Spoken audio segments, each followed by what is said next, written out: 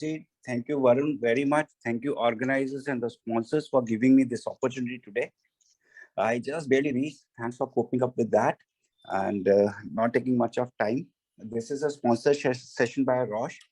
As we know, the science is continuously evolving and we need to evolve too. And we need to learn many new things which come our way. So one such thing is the administration of the pertuzumab and trastuzumab. So basically, I'll be talking on uh, FESGO, which is a combination, subcutaneous combination of pertuzumab and trastuzumab. So this topic and slides are being given by Roche. So the topic is transforming the journey of your HER2 positive breast cancer patients. So these are the disclaimers submitted here. So we all know Perzata and Herceptin combination.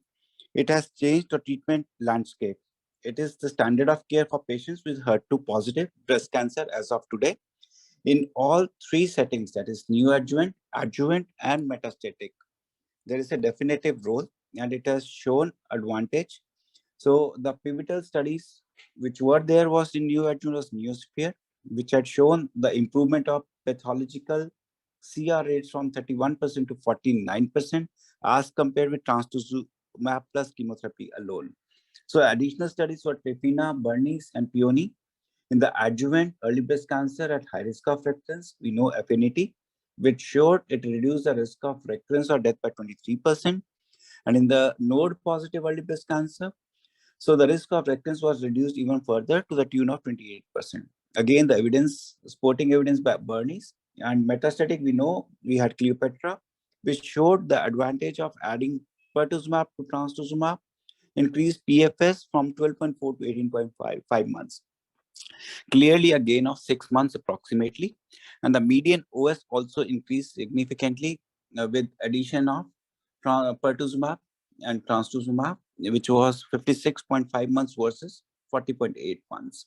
So there is no denial that Perzeta definitely added to Herceptin adds value in the management of patients with HER2 new positive breast cancer patients.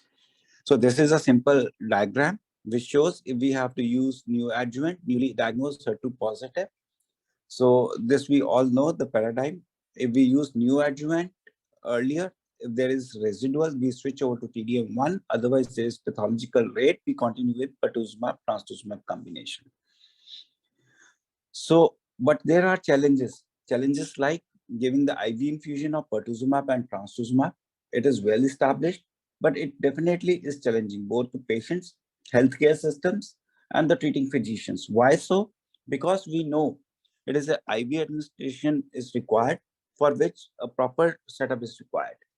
And IV means it will be infused over a period of time.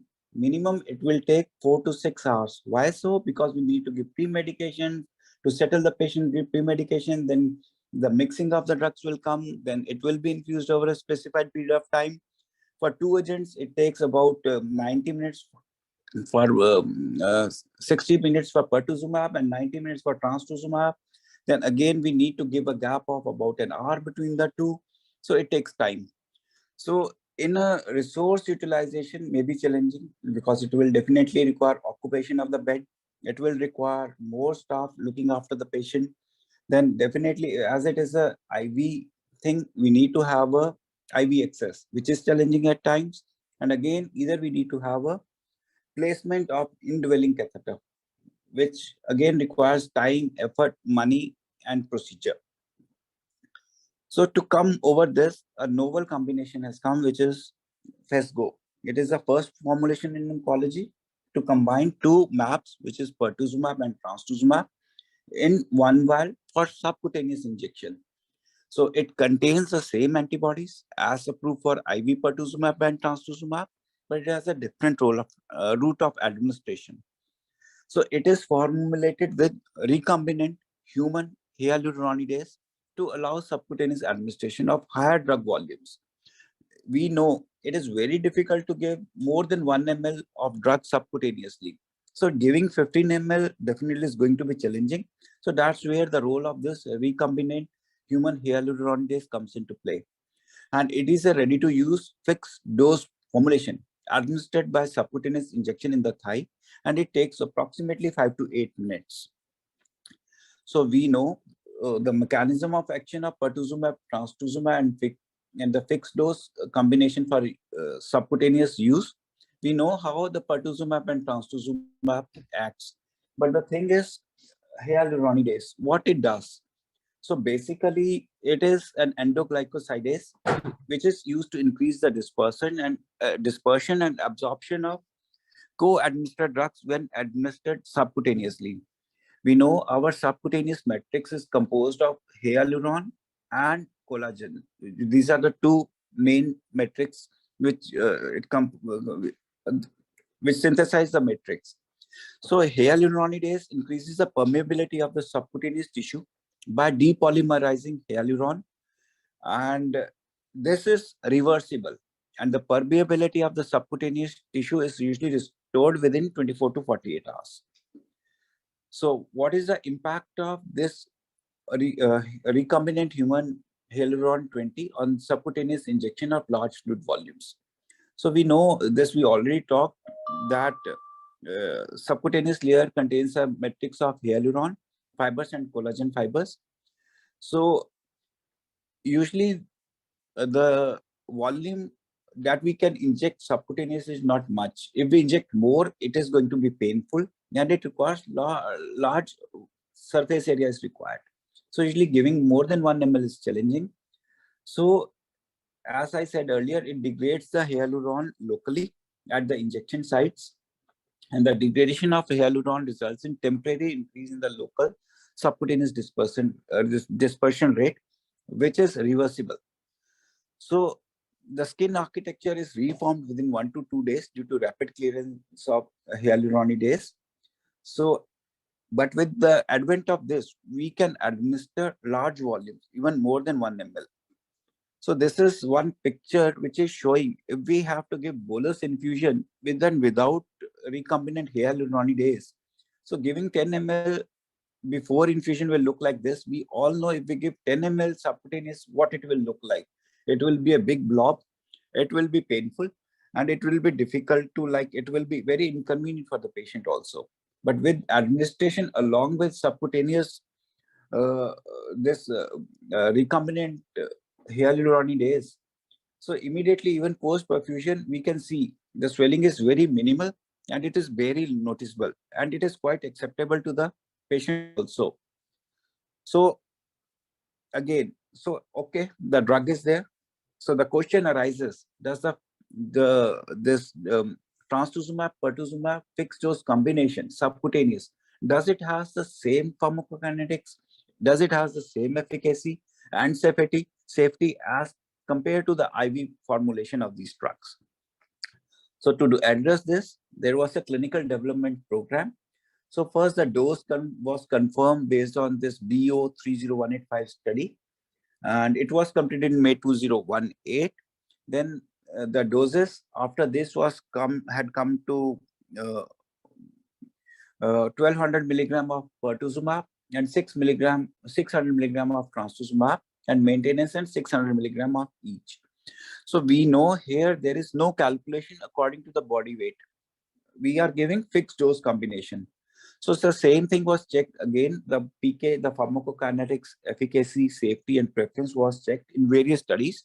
The important of which were Federicia, phase 3 study in early breast cancer is, there's another study which is ongoing. The primary analysis was presented in SABC 2019. The other study was France subcutaneous study, and this is a phase 2 ongoing study, and primary analysis was again present in ASMO 2020. So this was the study. This is how the dose was decided. There were different cohorts. We will not go into detail of this. So cohort 5 was selected based on the studies and the analysis. So in summary of this study, so the dose of 1200 milligram of pertuzumab as loading dose and maintenance of 600 milligram was chosen, and the dose limiting finding processes was the same, which was used for finding the dose of Herceptin and MabThera subcutaneous. So it was done in healthy male volunteers and patients with early breast cancer, and it was determined to be equivalent. And as per safety, there were no new safety signals observed for pertuzumab subcutaneous alone or when co-mixed or co-formulated with Herceptin subcutaneous. Because this issue again sometimes comes in mind. We are mixing two monoclonals. Is it going to change the efficacy or is it going to cause any problems? So the Federicia was the study. Here they have done the PK efficacy and safety analysis. So I will not go into detail. The primary endpoint of the study was non-inferiority of at cycle 7, pre-dose cycle 8 stuff levels were taken, and the secondary endpoints were the same, and the safety IDFS. So if we look at the pharmacokinetic parameters, which are important to understand in the bioequivalence between this IV and subcutaneous formulation. So we can see, obviously, with administration, the Cmax will be highest with the IV administration at the time of injection. But if we look the slowly with the subcutaneous injections, as the time passes, the Cmax increases. But if we look at the area under the curve, which is likely to be more or similar with the two formulations. So again, if we look at this, the primary endpoint was to know what was the C trough levels. So C trough levels were better. The lower limit of the 90% confidence interval for plasma serum C trough levels were similar. It even exceeded the non-inferiority margin of 0.8, and which was equivalent or better. So if we look at the response rates, so in this study, Federicia, the fixed dose combination, subcutaneous combination had almost identical total pathological CR rates as compared to the IV thing. So if we look here in the intent to treat population, it was comparable, 59.5% in the IV formulation versus 59.7% in the fixed dose combination. But they have done this analysis according to the BMI also. So in underweight, it was different. Otherwise, in the normal and overweight patients, it was better or equivalent. In obese, it was numerically below, but was equivalent. So the conclusion of this was that pathological CR rates in intent to treat population are keeping in with the data from previous studies of IV, trastuzumab and Herceptin study, plus chemotherapy in the neoadjuvant setting. So coming to the safety profile. So if we look at the phase 3 and there's grade 3 and more than grade 3 toxicity, it was almost equivalent, numerically less, but statistically not significant.